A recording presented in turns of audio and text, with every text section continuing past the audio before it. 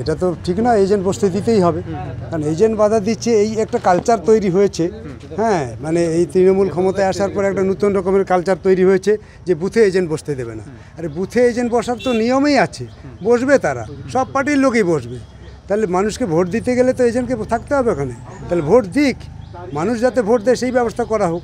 ওরা প্রথম থেকেই শুরু করেছে, এখানে বসতে বাধা দিচ্ছে। হ্যাঁ নিশ্চয়ই, কেন যাবে।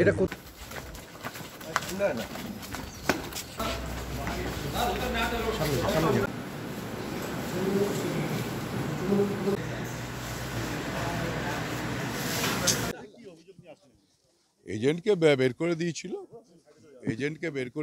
এজেন্টের কাছ থেকে কাগজ ফাগজ কেড়ে নিয়েছিল, তাই আমি এজেন্টকে বুথে বসিয়ে দিয়ে গেলাম এই আলিপুর বিদ্যা মন্দির স্কুলে।